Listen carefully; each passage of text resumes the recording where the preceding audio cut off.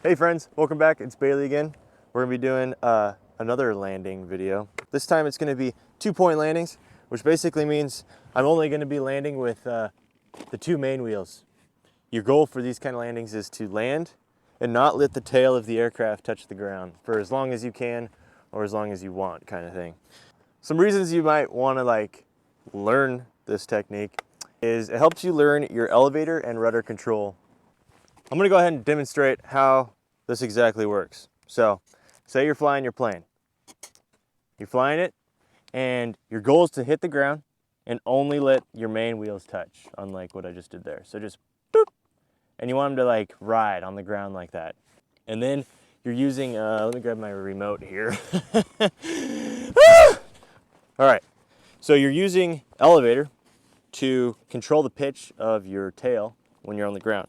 So if the tail starts to drop like this, like, oh no, it's gonna drop, you give it down elevator, and that'll help push it up, if that makes sense. So now if you go too much, you could flip over like that. So you wanna make sure you're giving it just a little bit, and that'll help bring that tail up.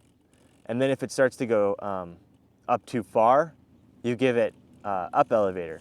But this one you wanna be really careful with. Usually you just kind of back off on the down elevator. You don't really give it up elevator, because if you give it up elevator, it'll slam your tail back down to the ground.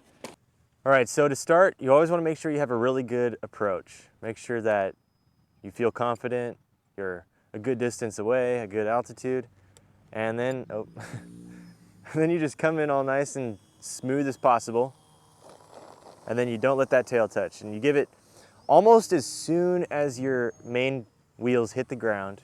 You have to give it a little bit of down elevator, and you can't react too aggressively, otherwise the plane will flip over. So here we go again. Just let her touch the ground, a little bit of down elevator, and then take off again. Just don't stop, just kind of keep it going, and then take off again. That's what I'd recommend for practicing. Just keep doing that over and over and over, just constant touch and goes. You can land much slower, so I'm gonna go ahead and show you that. Now, the slower you are, the much harder it is, and I'm honestly not even this good to do this. So I'm gonna do full flaps, and I'm gonna go pretty slow, and it instantly is way harder. Oh, there we go. That wasn't bad. I'm using a lot more down elevator to keep that tail off the ground. So here we go again.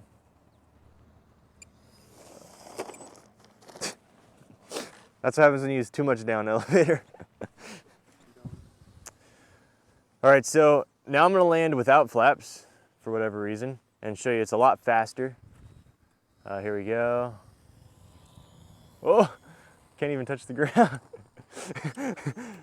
That was a flyby. All right, let's try again here. Coming in for a nice landing. I'm gonna do no flaps this time. Show you what that looks like. It's a lot faster. Actually, that's really not that bad.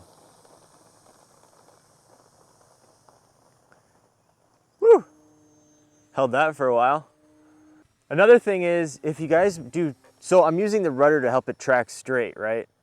I'm using tiny movements, because if you go too much, I'll show you what happens. You can get really squirrely on the ground. So I'll show you this. You can't really recover almost. So you really want to make sure you're doing little tiny movements and trying to keep that plane to track as straight as possible. Now this is really hard. This is after you nail your touch and goes, try to do a 180 and take off again. That's really hard, but that helps you learn how to control it when it's on the ground without your tail touching the ground. So it's incredibly difficult and kind of pointless, but it's really, really rewarding once you pull it off. So I'm gonna try and demonstrate that. I might fail a couple times, but let's give it a go.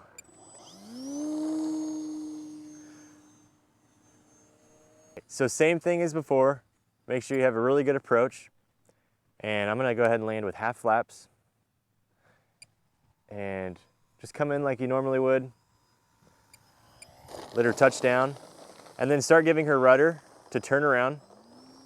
And then take off again. That was a little messy, but that's basically what I meant. So yeah, just kind of practice those. Those are incredibly difficult to do. and they take a lot of practice.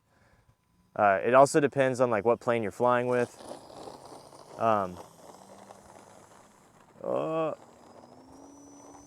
Yeah.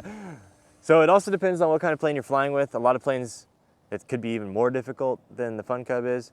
I will say the easiest planes to do this are the ones where the wheels are not this far forward. So on this airplane, you can see how far forward the wheels are to the airplane. That's not how a real airplane is. Usually they're like back in this area somewhere.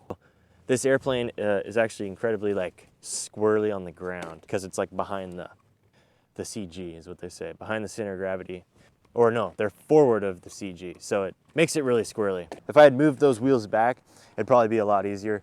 Keep that in mind if you want to have like more success. Try to find one of your planes that are in line with the CG. It makes it a little easier. So let's go ahead and do a couple more demonstrations.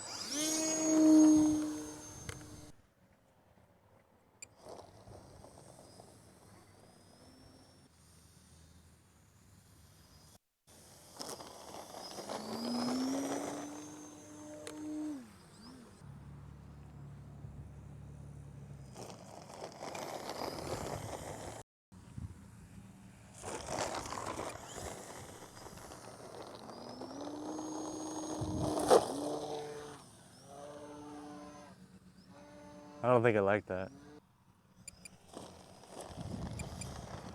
All right, guys, that should conclude today's video.